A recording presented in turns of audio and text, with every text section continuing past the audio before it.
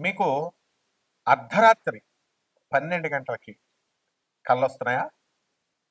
తెల్లవారుజామున 3 గంటలకి కళ్ళొస్తున్నాయా? తర్వాత మళ్ళీ 6కి తెల్లారిపోయిన తర్వాత కళ్ళొస్తున్నాయా? వీటికి ఒక్కొక్క టైంలో వచ్చేటటువంటి ఒక్కొక్క కళకి ఒక్కొక్క అర్థం ఉంటుంది. దానితో మీ జీవితం మీద ప్రభావం ఉంటుంది. అంతేకాదు మర్నాడే ఆ ప్రభావం కనబడుతుంది.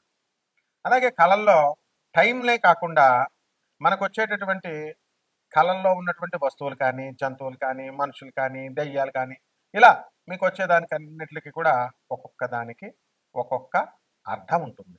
ఆ అర్థం ప్రకారమే మనకి జరుగుతుంది జీవితంలో. ఇప్పుడు ఉదాహరణకి మనకి రేపు ఏదైనా కీడు జరగబోతుంది అనుకోండి. ముందు రోజు నుంచే మనకి 2, 3 రోజుల ముందు నుంచి మనసు కీడిస్తా ఉంటుంది. ఏదో ఏదో అవుతున్నట్టుగా, ఏదో గుండె పిండేసినట్టుగా ఉంటుంది. కాబట్టి ఇలాంటివన్నిటికి దేనికి కారణం అంటే మనకి ఈ శకునాలు అంటాం దాన్ని. ఇప్పుడు నాకొక శిష్యుడున్నాడు హరీష్ అని. మరి బండి మీద విపరీతంగా రోజుకి మనకి ఎంత లేదైనా పాపం ఓ 30-40 కిలోమీటర్లు మినిమం వెళ్ళేవాడు. తర్వాత అలా 15 సంవత్సరాలు వెళ్ళినటువంటి అతనికి ఒక రోజు ఒక కల వచ్చింది. అతను బండి మీద నుంచి పడిపోతున్నట్టు. అది ఎప్పుడొచ్చిందండి? తెల్లారుజామున 3 గంటలకు వచ్చింది. మరి కరెక్ట్‌గా మర్నాడు తెల్లారుజామున పడిపోయాడు పాపం. చేతులకు దెబ్బలు తగిలినాయి. చిన్న చిన్న దెబ్బలు అయినప్పటికీ కూడా ఇది నిజ జీవితంలో జరిగిందా? లేదా? జరిగింది.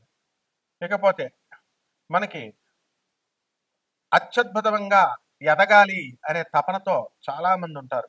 కష్టపడతా ఉంటారు. కుంభరాశిలో ఏలినాటి శని జరుగుతున్నప్పుడు కూడా ఇప్పుడు ప్రెజెంట్ 2025లో ఒక వ్యక్తికి ఏనుగు కల్లోకి వచ్చింది. మరి మర్నాడే ఒక 50 లక్షల రూపాయల వర్క్ వచ్చింది అతనికి. ఆ వర్క్‌తో అతను అప్పులన్నీ తీర్చేసుకున్నాడు. ఈ విధంగా ఒక వ్యక్తికి లారీ కల్లోకొచ్చింది. లారీ కల్లోకొచ్చిన 4 రోజులకి ఒక నల్లని వ్యక్తి వచ్చాడు. వచ్చి ఈ యొక్క లారీ అమ్మకానికి ఉందండి అన్నాడు. కొన్నారు. అతను ఏమైందో తెలుసా ఆ లారీ వల్ల? అతనికి 2 ఇల్లులుండేవి. లారీ వ్యాపారం బానే ఉంటదని మనం పెట్టుకుంటాం కదా! లారీ వెళ్తుంది, వస్తుంది. రోజుకో ప్రాబ్లమ్ చెప్తున్నాడు లారీ క్లీనరు. రోజుకో ప్రాబ్లమ్ చెప్తున్నాడు డ్రైవరు.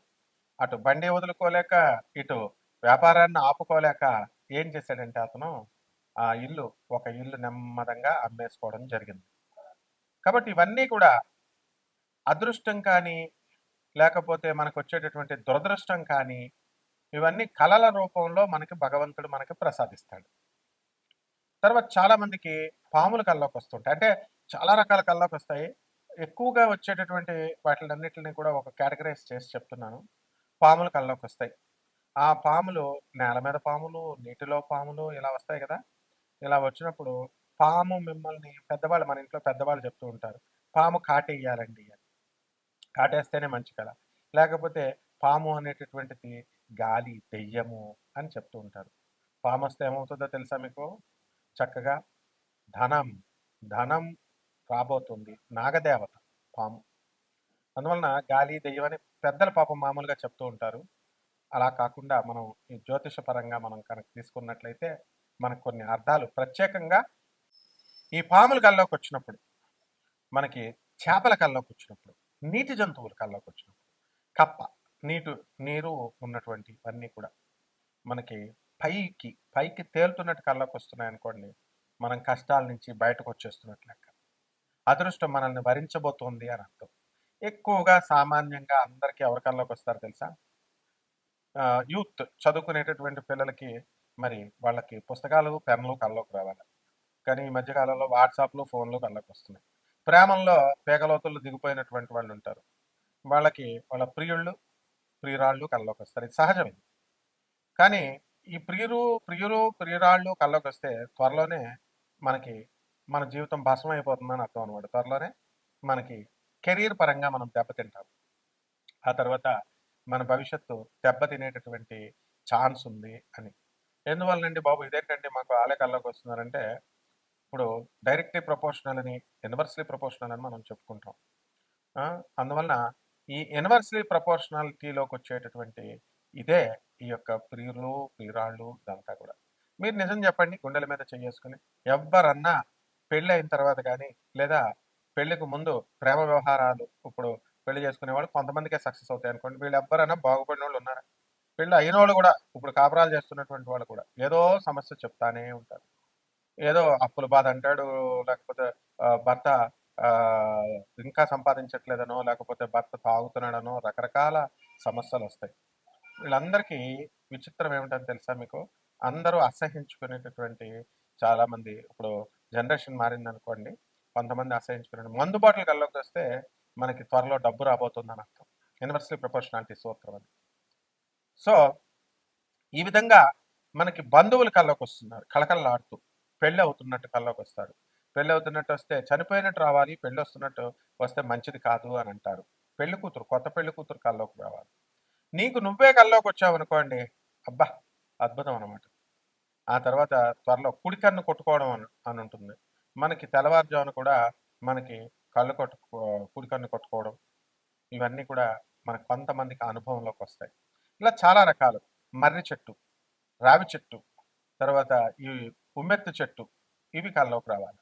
ఇవి కల్లోకొచ్చినప్పుడు మనకి ధనం రాబోతోంది అని అర్థం. అలాగే ఆమదం చెట్టు, ఆమదం నూనె రాసుకుంటున్నట్టు కనుక కల్లోకొస్తే త్వరలో మనకి జగడం, యుద్ధం జరగబోతోంది, శత్రునాశనం జరగబోతోంది అని అర్థం. గొడుగు కల్లోకొచ్చిందనుకోండి, మనము మన వంశీకులో మన దూరపు చుట్టాలు ఎవరో ఒకళ్ళు మన దగ్గర బంధువులు పైకెళ్ళిపోతున్నారని అర్థం. ఇక చెప్పులు కల్లోకొచ్చినాయి అనుకోండి, మనకి త్వరలో కష్టాలు పోతున్నాయి అని అర్థం. మనము బండరాయిని మనం కొడుతున్నట్టుగా కల్లోకొచ్చిందనుకోండి, త్వరలో డబ్బు రాబోతోంది అని అర్థం. క్లాస్ రూమ్ కల్లోకొచ్చిందనుకోండి, స్టూడెంట్స్‌కి వస్తది ఎక్కువ. జ్వరం వస్తదనమాట. మర్నాడు ఇటువంటి స్టూడెంట్స్‌కి ఏమవుతుంది క్లాస్ రూము, క్లాస్ టీచరు ఇలాంటోళ్ళొస్తే జ్వరం వచ్చేస్తది మర్నాడు. కానీ వాళ్ళ యొక్క భవిష్యత్తు ఆ కాంపిటీటివ్ ఎగ్జామ్‌లో ఏదైతే రాస్తున్నారో అటువంటి వాళ్ళకందరికీ కూడా జాబ్ రాబోతోంది అని. కాబట్టి ఏరోప్లేన్ ఎక్కినట్టు కల్లోకొస్తే చాలామంది పెద్దలు మనోళ్ళు చెప్తారు ఇంక పైకెళ్ళిపోతున్నట్టే అని. కాదు. విదేశాలకు వెళ్ళిపోతున్నారు అని అర్థం. ట్రైన్ కల్లోకొచ్చిందనుకోండి, మనకి త్వరలో మనం ఓ పొలం కొనబోతున్నాం అని అర్థం. ఏమిటయ్యా ఇవన్నీను అనంటే పూర్వీకులు సాంప్రదాయాలుంటాయి. ఆచార వ్యవహారాలని కొన్నుంటాయనమాట. పెద్దవాళ్ళు ఏది చెప్తే మీ ఇంట్లో మీ అమ్మమ్మ, మీ తాతయ్య, మీ నాయనమ్మ, మీ తాతయ్య ఏది చెప్తే అది శాసనం. దీన్ని మించినటువంటి ఆచారము, వ్యవహారము ఏమి ఉండదనమాట. కాబట్టి చాలామంది ఇటువంటి కళలు మనకొచ్చినప్పుడు అందరూ కూడా "ఏవండి గురుగారు రెమెడీస్ ఏంటండి? రెమెడీస్ ఏంటండి?" అని అడుగుతా ఉంటారు. రెమెడీస్ అనేటటువంటివి ఏమి ఉండవండి. రెమెడీస్ చేసుకుంటే మీకు అలా అలవాటు చేసేసారనమాట. రెమెడీస్ చేసుకోవడం వల్ల వస్తుందని. ఉప్పు, మిరియాలు తీసి అప్పుడు కలలేసిన తర్వాత పేడ కలలొచ్చిన తర్వాత లేచి తలంటు స్నానం చేసి, ఆ ఉప్పుని, మిరియాలని భగవంతుడి దగ్గర పెట్టి దీపారాధన చేయడం ఒక్కటే రెమెడీ. ఇక మనము దాన ధర్మాలు చేసుకోవాలి బాగా. అనాథ పిల్లలకి దాన ధర్మాలు చేసుకోవాలి. తర్వాత ఈ యొక్క సాధువులకి దానం ధర్మాలు చేసుకోవాలి. వికలాంగులకి దాన ధర్మాలు చేసుకోవాలి. పేదవారికి దానం ధర్మాలు చేసుకోవాలి. మనిషి ఈ ఇవి తప్ప మిగతా అన్ని కార్యక్రమాలు చేస్తున్నాడు. షాపింగ్‌కెళ్తున్నాడు, కొంటున్నాడు ఇవన్నీ కూడా కాదు. అందువలన మనం చేయాల్సిందేంటంటే చక్కగా ఈ ఇవి రెమెడీస్ ఇవి. చక్కగా మీకు 12 ద్వాదశ రాశుల పైన ఈ యొక్క కళల ప్రభావం ప్రకారం మనం ఈ జాతకం ఈ యొక్క సంవత్సరంలో ఎలా ఉంటుందో మనం తెలుసుకుందాం. కన్యా రాశి. ఈ కన్యా రాశి వాళ్ళందరికీ కూడా కుండ కల్లోకొచ్చిందనుకోండి ఇల్లు కొంటారు. ఇది కలల ప్రపంచం, రంగుల ప్రపంచం, రంగస్థలం. కలల మీదే నడుస్తుందనమాట బండంతా కూడా. కాబట్టి కన్యా రాశి వాళ్ళు భార్యాభర్తల మధ్య కొట్లాటలు జరుగుతా ఉన్నాయి ఇప్పుడు ప్రెజెంట్. మీకు ఎవరైనా బయట వ్యక్తులు కొట్టుకుంటున్నట్టు కల్లోకొచ్చినా, కోడిపుంజు పంజాలు, మేకలు ఇవన్నీ కూడా అన్యోన్యంగా ఉండకుండా అవి కొట్టుకుంటున్నా, మీ దాంపత్య జీవితంలో మీకు ఫైటింగులు జరుగుతున్నాయని అర్థం. అలాగే ఈ కన్యా రాశి వాళ్ళకి పనులన్నీ కూడా లేట్‌గా జరగడము అనేటటువంటిది ఈ నెలలో మీకు జరుగుతుంది. కాబట్టి ఈ సంవత్సరం అంతా కూడా కొంచెం లేట్‌గా జరుగుతాయి. కాబట్టి కంగారు పడాల్సినటువంటి అవసరం లేదు. చెట్లు కల్లోకొచ్చినాయనుకోండి, మీకు కష్టాలు ఎన్నొచ్చినప్పటికీ కూడా వాటంతట అవే వెళ్ళిపోతాయని అర్థం. మీ చుట్టాలొస్తున్నట్టు కల్లోకొచ్చారనుకోండి, మీకు చక్కగా బియ్యం డబ్బా ఖాళీ అవుతుందని అర్థం. అంటే తప్పకుండా అధికమైనటువంటి ఖర్చు త్వరలో జరగబోతోంది అని అర్థం అన్నమాట. ఈ రకంగా మీకు కలల్లో మరి తేళ్ళు కల్లోకొచ్చినాయనుకోండి, ఎవరో మీ గురించి అబద్ధాలు చెప్పి మీకు మీ యాజమాన్యం మధ్యలో ఆఫీస్‌లో మీకు గొడవలు పెట్టినట్టుగా మీకు ఇవన్నీ కూడా జరుగుతా ఉంటాయి. అదేవిధంగా ఒక కన్యా రాశి వారందరికీ కూడా మనకి అక్టోబర్ 18 నుంచి డిసెంబర్ 5 వరకు చాలా అద్భుతమైనటువంటి లాభాలు అనేటటువంటివి జరగడానికి అవకాశాలున్నాయి. కాబట్టి విశేషంగా ఈ సమయంలో మీరు ఇల్లు కొనడం కానీ, స్థలాలు కొనడం అన్నీ కూడా జరుగుతాయి. ఇంకా ఇవన్నీ కూడా సూచనలు మాత్రమే. మీరు వ్యక్తిగత జాతకం తెలుసుకోవడం కోసం డైరెక్ట్‌గా నాన్ కమర్షియల్ యాస్పెక్ట్‌తో మేము చేస్తున్నాం కాబట్టి, మీరు తప్పకుండా నాకు ఫోన్ చేసి మీ భవిష్యత్తును తెలుసుకోవచ్చు. అలాగే ఎవరైతే ఈ యొక్క పరిహారాలు కూడా మనం చేసుకోవాల్సినటువంటి అవసరం ఉంది. ఈ యొక్క కన్యా రాశి వారికి శని జపం చేయండి, శని స్తోత్రాలు చదవండి, శనికి కిలోంపావు నల్ల నువ్వుల్ని, నల్లని వస్త్రాన్ని పేద బ్రాహ్మణులకి మరి శనివారం నాడు ఉదయం 8 గంటలకి దానం చేసుకోండి. అలాగే దశమహావిద్యలో ఉంటున్నటువంటి మహాకాళి అమ్మవారి యొక్క హోమాన్ని మీ ఇళ్లలో జరిపించుకోండి. అలాగే చక్కగా విదేశాలకు మీరు వెళ్ళిపోవడం అనేటటువంటిది జరుగుతుంది. ఒక దేశం నుంచి ఇంకో దేశానికి. ఆప్తులను కొందరిని నష్టపోవడానికి అవకాశాలుంటాయి. దూరపు బంధువులు మరి మరణ వార్తలు వినడానికి అవకాశాలుంటాయి. అండ్ విదేశాలకు ఖచ్చితంగా వెళ్తారు. ఈ విధంగా ఆ విదేశాల్లో ఉద్యోగాలు కావాలనుకునేటటువంటి వాళ్ళు లేదా ఉప్పు చేపల వ్యాపారం నుంచి సముద్ర వ్యాపారాలకు అన్నిటికి ప్రొడక్ట్స్ అన్నీ కూడా చేయడం జరుగుతుంది.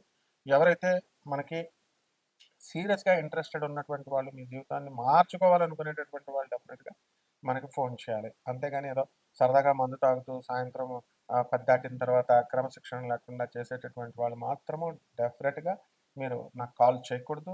అసలు వాట్సాప్‌లో పెట్టకూడదనమాట. ఎందుకని పెట్టినట్లయితే నంబర్ తీసి పడేస్తాను. అందులో డౌట్ లేదు, మొహమాటం లేదనమాట. ఆ తర్వాత ఇంక నిజంగానే పేదవాళ్ళకి ఎవరికీ కూడా అందుబాటులో ఉండం.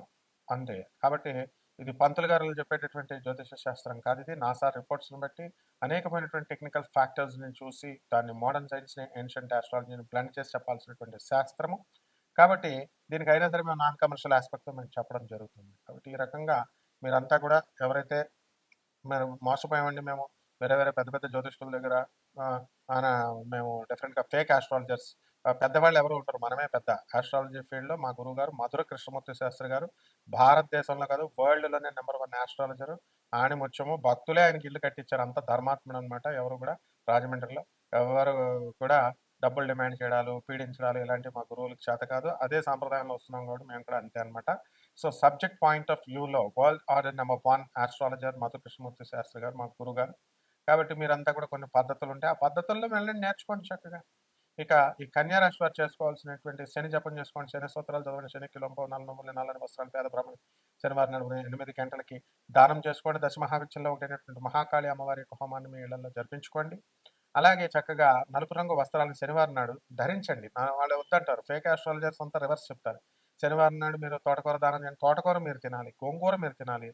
ఐరన్ డెఫిషియన్సీ వస్తే అది మీరు తింటే ఐరన్ డెఫిషియన్సీ పోద్ది. పంతులు గారికి దానం ఇస్తే మీకు ఎలా పోద్దమ్మా ఐరన్ డెఫిషియన్సీ? నువ్వులు మీరు తినాలి, నువ్వుల నూనె మీరు తాగాలి, బ్లాక్ డ్రెస్ వేసుకోవాలి. ఇప్పుడు బుధగ్రహం బాలేదనుకోండి, బుధుడికి పచ్చ షర్ట్ వేసుకోమంటాం. మరి బ్లాక్ షర్ట్ శనివారం నాడు ఎందుకు వేసుకోవద్దంటారు? అందువల్ల ఎమెచ్యూర్డ్ వీళ్ళంతా కూడా చదువు సంధ్యలు లేనటువంటి వాళ్ళు చెప్పేటటువంటి చెత్త జ్యోతిష్యాలన్నమాట. కాబట్టి ప్రాక్టికల్‌గా వెళ్ళండి. జాగ్రత్తగా చేసుకోండి. మీకెప్పుడు కూడా మేము అందుబాటులో ఉంటాం. శుభమస్తు.